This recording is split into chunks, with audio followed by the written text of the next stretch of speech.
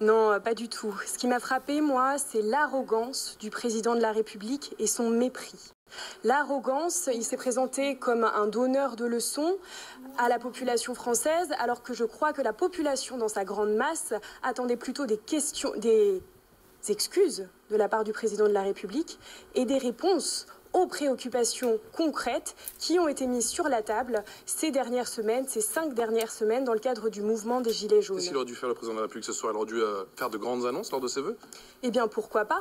Je dirais que face à l'insurrection populaire massive, sans précédent qu'on connaît actuellement, effectivement, on aurait pu attendre des annonces tant en matière de conditions de vie, de pouvoir d'achat. Alors, effectivement, il a annoncé une hausse du salaire et des primes pour les policiers, pourquoi pas pour les enseignants, pourquoi pas pour les blouses blanches. Il aurait pu également annoncer une revalorisation du SMIC. Et puis, en matière institutionnelle, on aurait pu attendre à ce que le président, effectivement, avance, notamment pour favoriser plus de démocratie directe et répondre aux préoccupations qui se font brûlantes dans le pays. 2019, une année, on le sait, très importante, une année également très politique, avec en ligne de mire, vous le savez, les élections européennes, puisque vous êtes candidate France Insoumise aux élections européennes. Comment la France Insoumise peut revenir dans le jeu, si je puis dire, parce qu'on a l'impression qu'on se dirige vers un mano à mano, un duel à distance entre le Rassemblement national et la République en marche?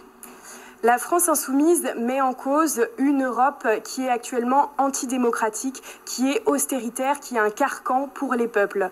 La réforme ferroviaire, elle vient de l'Union européenne, même si Emmanuel Macron a fait du zèle dans le libéralisme et dans la destruction du statut des cheminots. Nous sommes les seuls à remettre en cause ce carcan austéritaire des traités européens. Nous sommes également les seuls à proposer une transition écologique à l'échelle européenne, qui est l'enjeu de l'humanité dans les prochaines décennies et dans les prochaines années.